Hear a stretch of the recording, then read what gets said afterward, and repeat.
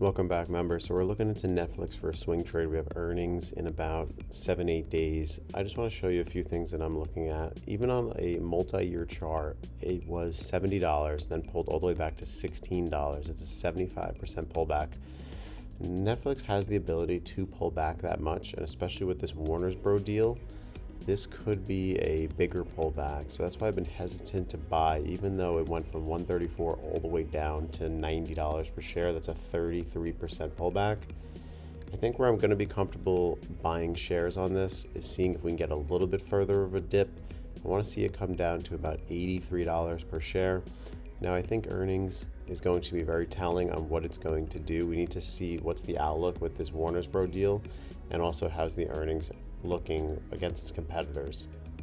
Looking here, if it pulls back to even $83 per share, it's still another 7% pullback. So I feel like we still have wiggle room, but part of me thinks, okay, what happens if earnings does really well at $90? We're going to get a retest real quick, back up to at least $99 to $100 as a 10% pop. Now, a very interesting play. I haven't bought it yet because I don't like the amount of debt that they're taking on to get this Warner Bros. Because if this $83 doesn't hold up, you really don't have that much support looking down. I mean, it could go all the way to as low as $70 per share. And if you were to do that, that would make more of a sense with the thesis of 133 down to 70, which would be about a 50% pullback. Netflix is not, it is able to do this. I mean, you saw this over here from $70 down to $16.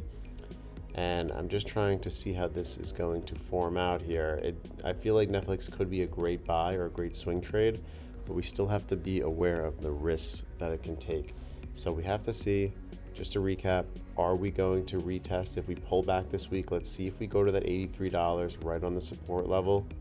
If we don't get there, we'll continue to watch it, and we'll have to see what it does at earnings in the after hours on Tuesday at 4 p.m. If I'm going to play this on earnings, there's a few things that I'm going to be looking to do, and I'm just going to break it down for you kind of slowly.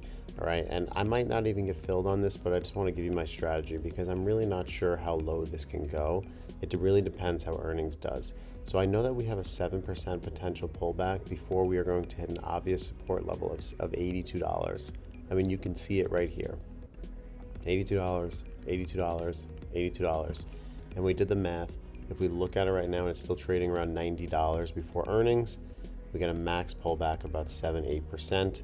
That seems pretty realistic. So if I'm going to be buying this, I'm going to be having entries basically at certain points. So if it goes down to $85, I'm going to buy a certain amount of shares. I'll probably buy, a couple hundred shares. Then if it breaks down from even there, I got multiple buy orders in, I'm going to entry at $82 as well.